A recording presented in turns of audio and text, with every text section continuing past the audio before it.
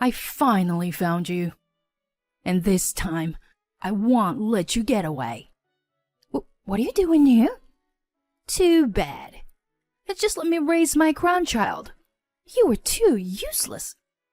When I reunioned with my mother-in-law after several years, I felt a tremendous sense of discomfort.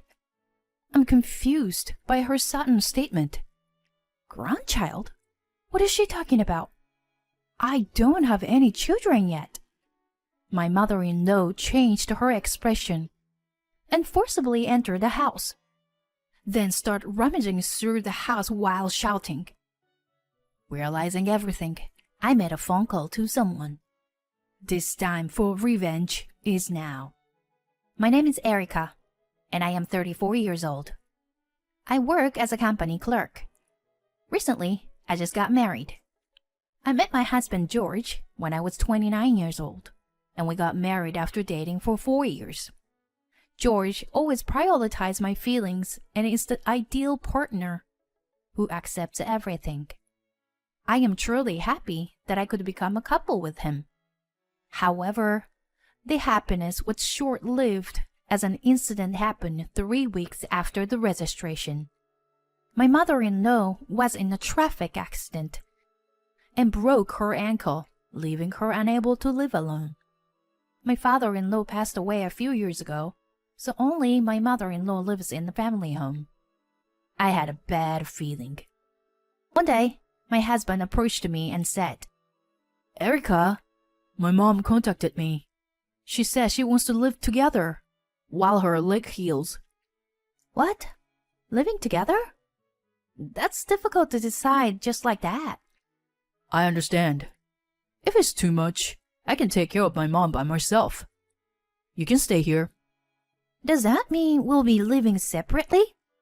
We just got married and yet... I'm sorry about that, but my mom seems to be having a hard time, and as her son, I can't just leave her alone. I understand George's feelings. Even if I were in his position, I would have thought the same thing.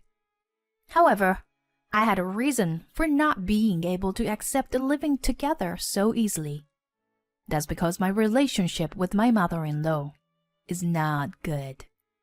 It all started when I first met her. When we visited George's family to announce our marriage, my mother-in-law said something like she was examining me.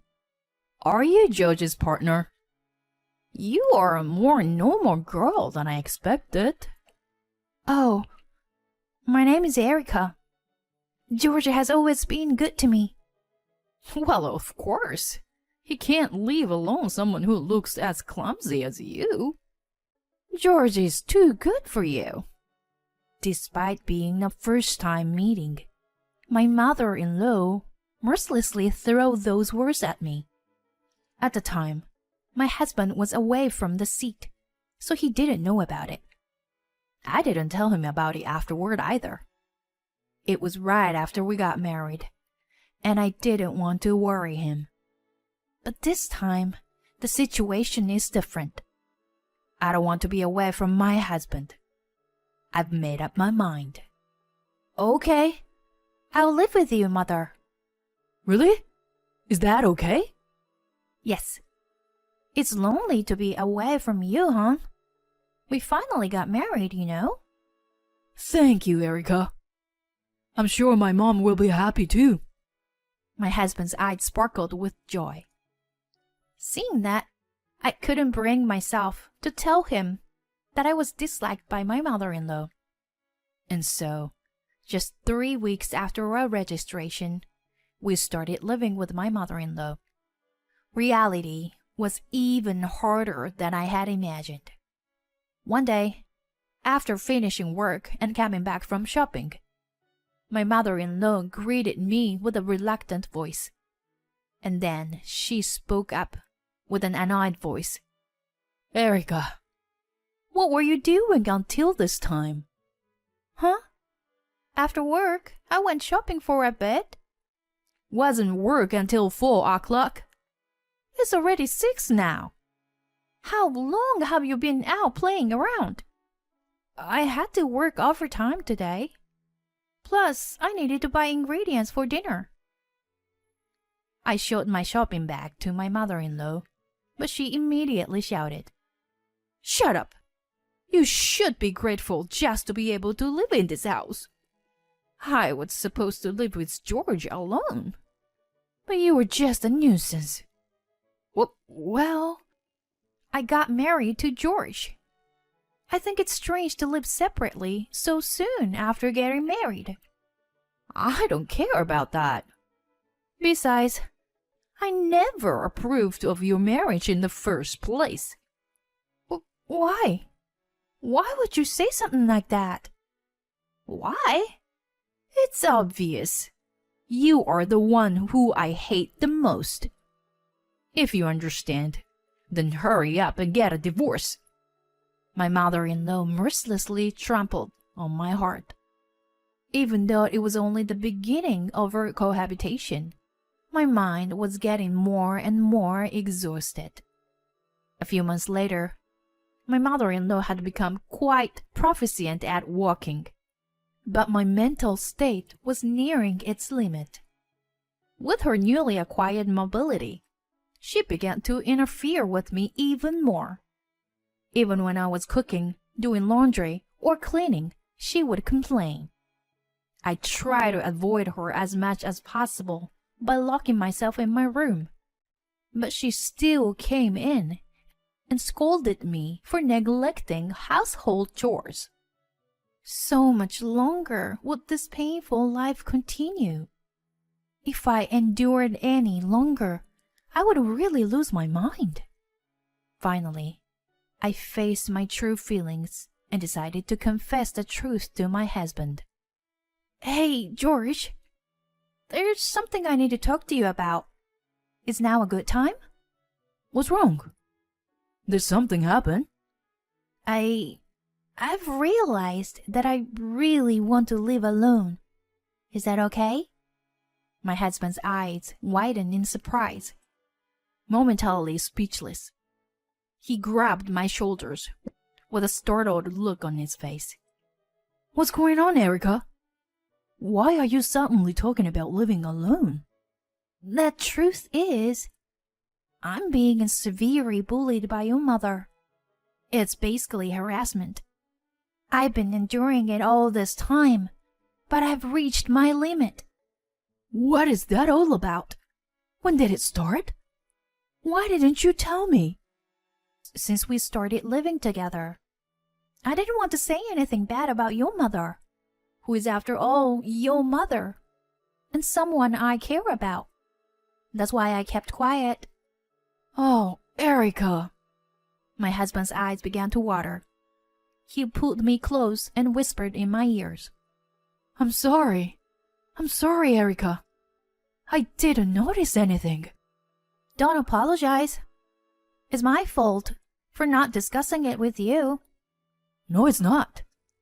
As your husband, I should have noticed. I'm sorry it got to this point. But I'll take care of this, so don't worry. Thank you, George. I'm glad we talked about it. The next day, my husband started looking for a new home right away. Of course, he didn't tell his mother that we're preparing to move out. We prepared everything in time for the move-in day. It was on the day of the move that we finally told his mother the truth. Mom, we're leaving this house. His mother's eyes widened in surprise. What? What are you talking about? My husband explained. You were bullying Erica, weren't you? What are you talking about? I would never do such a thing to Erica. Erica wouldn't lie about this. We moved in with you because we were worried about you. But you insulted Erica behind my back. That's just low. We're cutting ties with you. What are you talking about? That's nonsense. Wait, George. Goodbye, Mom. I don't think we'll ever see each other again. No, George! Hey! He vigorously shook off his mother, who was clinging to his arm. My mother-in-law wept until the end as she watched us leave. After that, peaceful days began that were beyond recognition. Originally, it should have been like this from the beginning. Spending each day with my husband is truly happy. There's no pain in my heart. Like any other couple, we occasionally have arguments, but we've always been able to overcome them because we have a mutual desire to understand each other. And a few years later, even happier things happened. My sister and her husband moved in near us. My sister is 8 months pregnant and will soon enter her final month. Not only do I feel relieved to have my sister nearby, but I am also excited to have a nephew. Because she is nearing her due date, I accompany her as much as possible when she goes shopping. One night, I had some errands to run and couldn't go with her. That night, my sister called me on the phone. Actually, something scary happened at the supermarket today. What happened? Are you okay? Yes. While I was shopping, a strange woman suddenly came up to me and said, "I finally found you. When did you get pregnant?" It was so scary. And she spoke in a very aggressive tone. And then, suddenly, she slapped me. I was so confused and scared that I immediately hailed a taxi and came back home. It was super scary. What? She slapped you? Are you okay? Yeah, I'm okay. I was more surprised and scared than hurt. I'm sorry I couldn't go with you today. It's not your fault. Anyway, I think I should avoid going out alone from now on. Yeah, agree. That's a good idea. From now on, I will always go with you, okay? Her story was too shocking, and even though it wasn't my experience, I felt scared. How could someone do something like that when there is a baby in her belly? It's certain that there is a dangerous person nearby. From that day on, I decided to always go with my sister using a car when she goes shopping. We never encountered that woman again. As time passed, our fear gradually faded away. 2 months later, my sister safely gave birth to a long-awaited baby boy. Several weeks later, my husband and I headed to my sister's house. She seemed to be struggling with her first child, along with her husband. While we were there, we talked about wanting to have children soon. And then we left my sister's house. When we got home, when we were about to close the door, something grabbed the door from outside. What? And then the door was forcibly opened, and a person came into the house. It was my mother-in-law, whom we had cut ties with. Her eyes had changed, and she began to speak in a low voice. I finally found you, and this time I won't let you get away. What are you doing here? Too bad. Just let me raise my grandchild. You were too useless. What are you talking about? Don't play dumb. I know you were pregnant. What?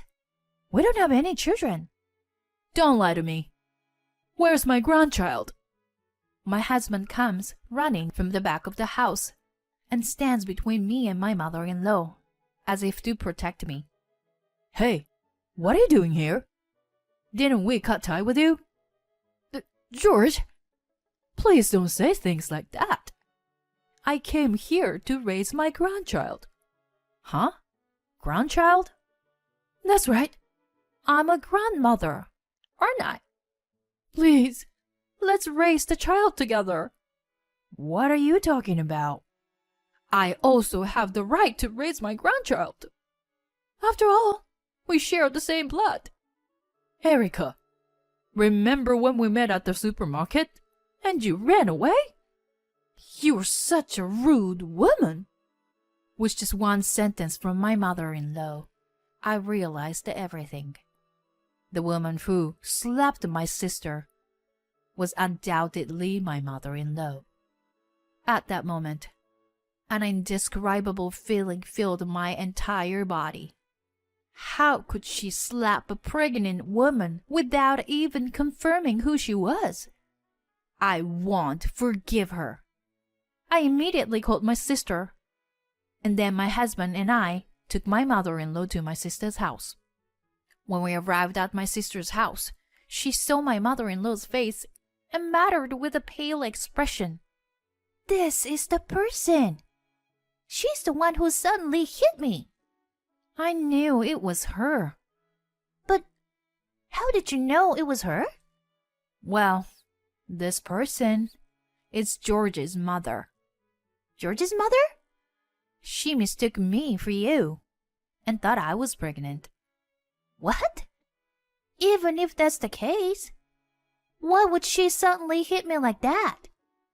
I told my sister that I had been bullied by my mother-in-law in the past, which was why I had cut off contact with her and moved without telling her where I was going.